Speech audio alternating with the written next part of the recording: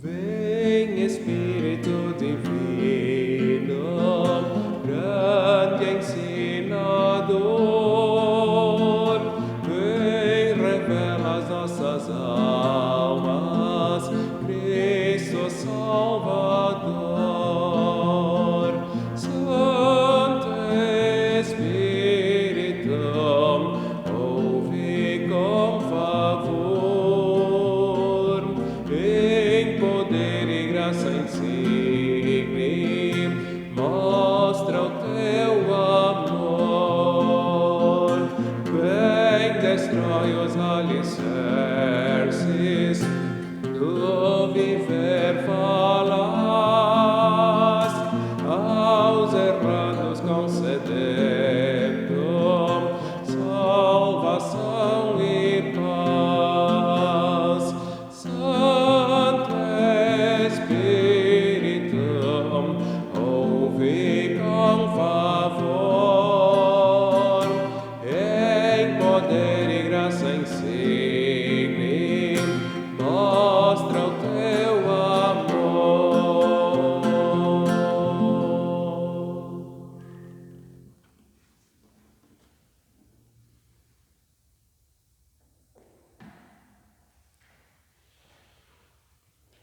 Alegrai-vos sempre no Senhor.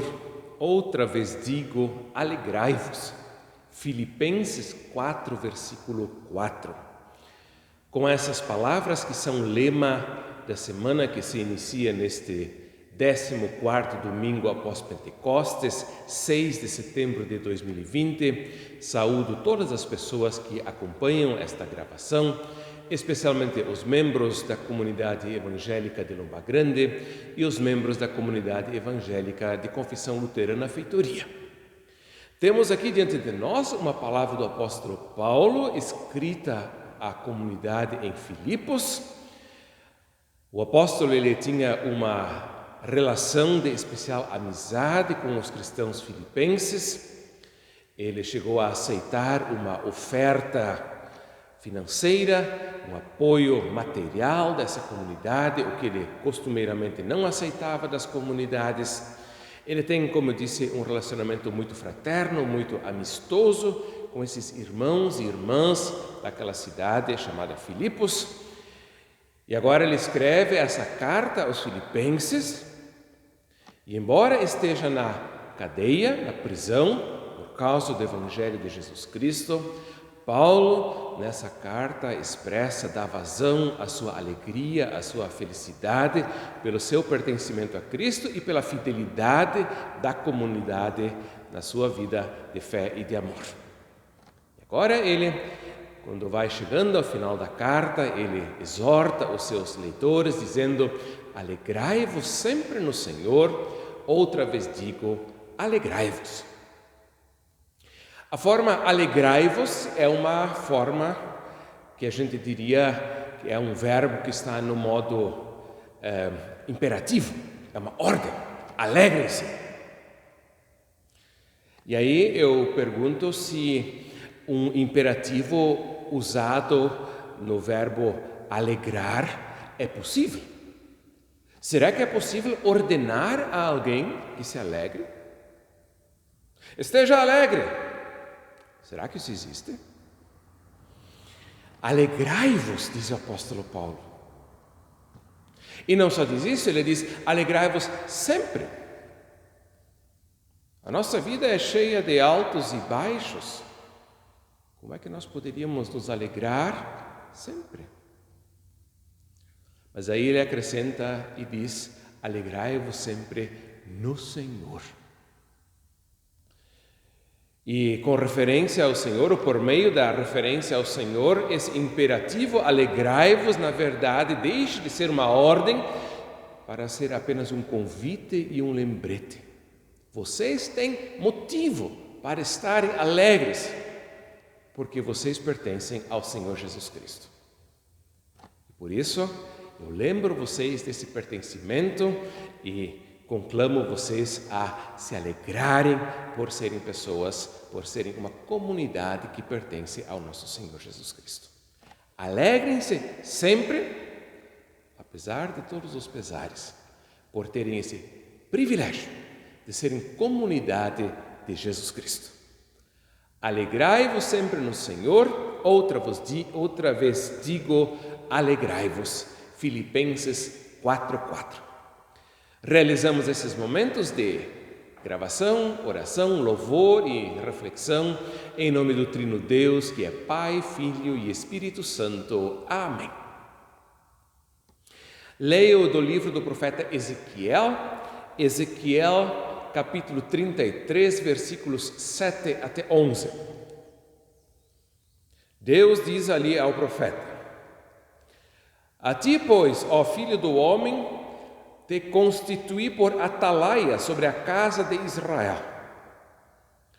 Tu, pois, ouvirás a palavra da minha boca e lhe darás aviso da minha parte.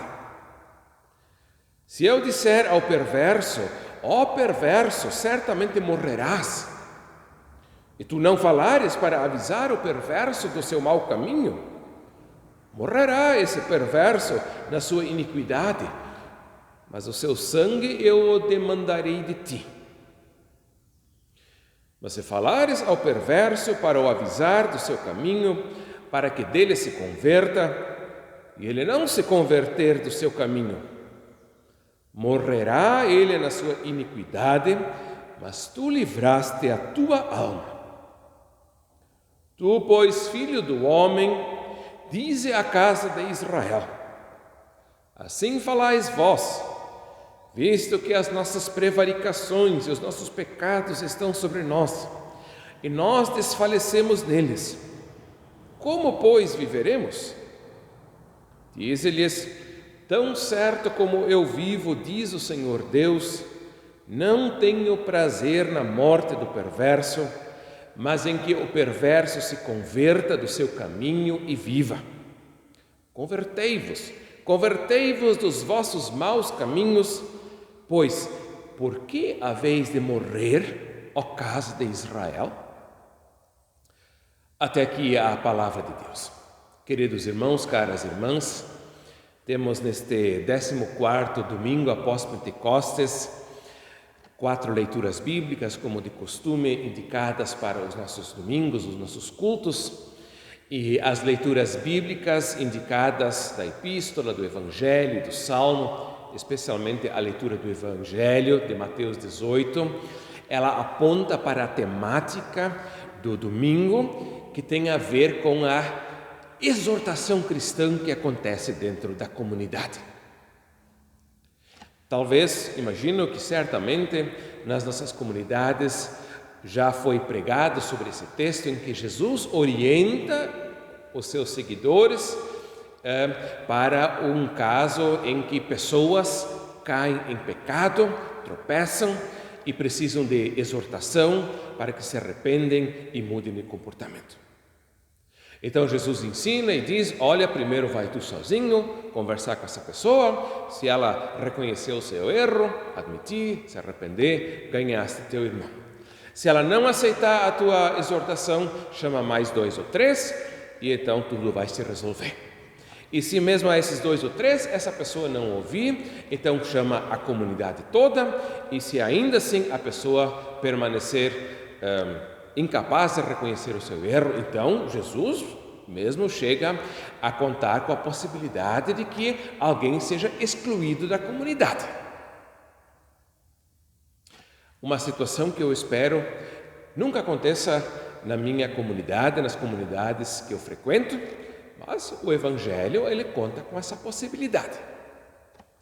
Temos aqui agora uma passagem em que o profeta Ezequiel é declarado e chamado por Deus a ser atalaia. Os versículos anteriores a esses 5 que acabamos de ler e de ouvir, eles fazem referência direta à função do atalaia. O atalaia é uma pessoa que está postada no alto de um muro de uma cidade e de lá ele observa a região e ele avisa então os habitantes da cidade se vêm chegando pessoas estranhas, especialmente pessoas ou grupos que podem ser considerados uma ameaça para a cidade. E aí o atalaia, ele avisa aos seus concidadãos, de modo que os seus concidadãos possam se armar a tempo e proteger a cidade. Assim o atalaia cumpre a sua função. Se, no entanto, o atalaia, por algum descuido, talvez estiver dormindo e se aproximarem os inimigos e atacarem e conquistarem a cidade, então o atalaia vai atrair culpa sobre si. E agora Deus diz: assim és tu, Ezequiel. Tu deves avisar os teus concidadãos do mal que está se aproximando deles, para que eles se armem, e no caso aqui significa para que eles se arrependam, para que eles deixem o mal e o pecado que estão praticando, de tal maneira que esse mal que eles estão praticando não se converta em um mal maior na vida deles. Se eu, diz Deus, disser ao perverso que ele vai morrer e tu não avisar ele, então esse perverso vai morrer. Mas a vida dele eu vou cobrar de ti, diz Deus a Ezequiel. Se não o avisares para que ele se converta do seu mau caminho, mais ou menos assim, diz Deus aqui. Em todo caso, aparece a palavra caminho aqui, que aponta na direção que eu julgo ser a correta. Porque o chamado de Deus é um chamado para dar meia volta. É aquilo que nós, então, no português, chamamos de arrependimento.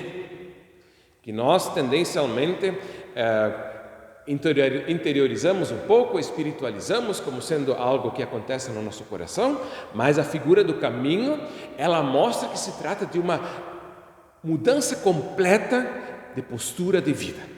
Tem uma pessoa que está andando para um lado e agora ela é chamada: ó fulano, tu está andando na direção errada, dá meia volta e anda na direção oposta. Tu está andando com as costas para Deus, dá meia volta e vira o teu rosto para Deus. Esse é um chamado que é dado à igreja a realizar e também à comunidade realizar entre os crentes. E Jesus, então, ele imagina que pode haver situações em que pessoas cuja vida já se voltou para Deus, mesmo assim sempre de novo tropeçam e precisam se arrepender, reconhecer um erro e deixá-lo para trás. Quem vive em comunidade e quem vive em qualquer comunidade sabe como essa situação é muito delicada. Eu sei que muitos anos atrás eu encontrei uma pessoa que gostava de repetir uma frase que dizia mais ou menos assim: a maior alegria da gente é a desgraça dos outros. Não sei se a gente entende essa frase, né? Mas eu diria assim: quem nunca viveu isso na própria pele, que atire a primeira pedra, pois de fato, acho que todos nós, seres humanos, temos uma certa tendência de não apenas nos compadecer dos fracassos dos outros, mas muitas vezes sentir lá dentro até uma pequena felicidade. Lembro-me que uma vez fiz um curso de inglês. E naquele curso, então, o professor falava apenas inglês e explicava as novas palavras do vocabulário em inglês, com outras palavras já conhecidas dos alunos, para que assim o vocabulário dos alunos fosse sendo enriquecido. Interessantemente, num certo dia, numa certa aula, o professor, ele então foi explicar uma palavra em inglês, e aí, excepcionalmente, ele não explicou com uma outra palavra em inglês, mas explicou com uma palavra em alemão. Eu não me lembro qual era a palavra em inglês que ele queria explicar, mas eu me lembro que a palavra alemã correspondente se chamava Schadenfreude. Quem sabe alemão sabe o que significa Schadenfreude. É a alegria, a felicidade sobre a infelicidade dos outros. Poucos de nós vão admitir que isso se passa no seu coração, mas temo que todos nós teríamos que admitir que todos nós, alguma vez na vida, já passamos por isso, de sentir a tal da Schadenfreude, a alegria pela desgraça dos outros.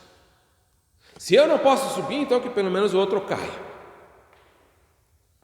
E agora Deus diz aqui, tu não é para te alegrar pela desgraça dos outros, tu não é para te alegrar sobre as pessoas que andam na direção errada, mas tu é para chamar as pessoas de volta do seu mau caminho. E se essas pessoas que andam no mau caminho se perdem sem que tu as tenhas alertado, então tu mesmo vais ter que prestar contas disso.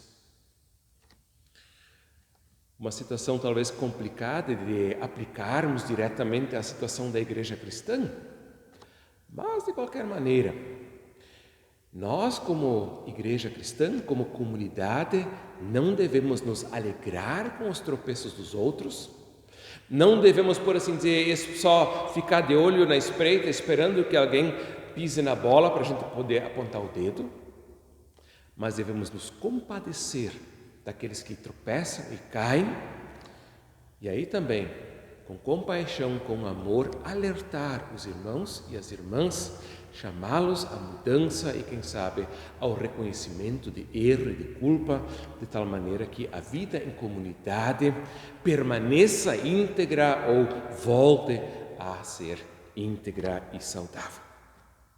Deus, em todo caso, não tem alegria na perdição do perverso, mas deseja que o perverso, o pecador e cada um de nós sempre de novo se converta e assim viva e não morra. Então, no início do hino número 462 do livro de canto da ESLB, as estrofes 1 e 2, quero agora ainda cantar a terceira e última estrofe do hino número 462. Vem, reveste a tua igreja de poder e luz.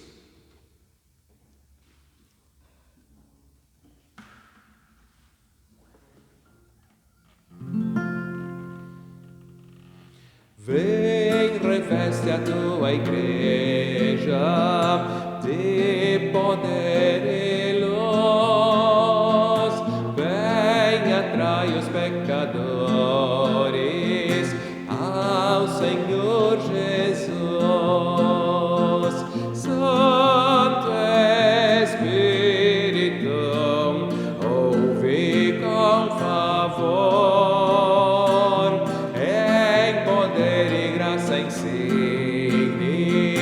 Mostra o teu amor.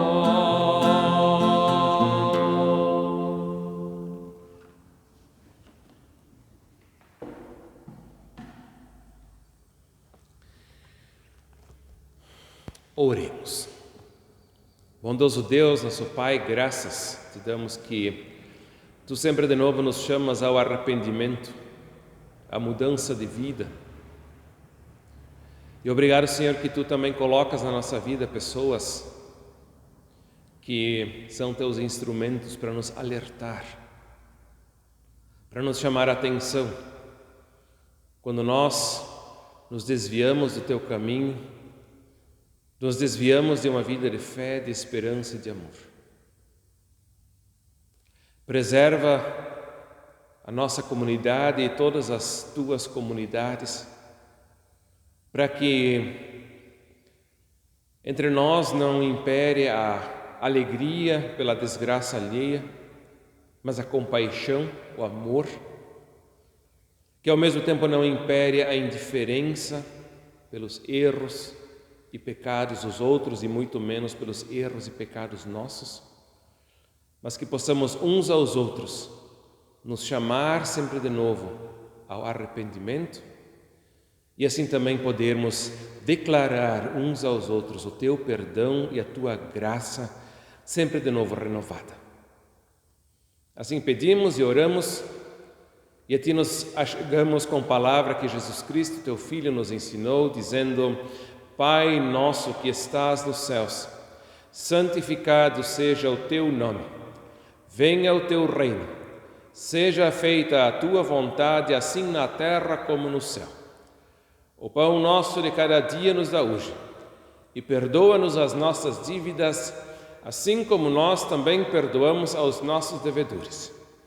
E não nos deixes cair em tentação, mas livra-nos do mal, pois teu é o reino, o poder e a glória para sempre. Amém. O Senhor te abençoe e te guarde. O Senhor faça resplandecer o seu rosto sobre ti e tenha misericórdia de ti. O Senhor sobre ti levante o seu rosto e te dê a sua paz. Amém.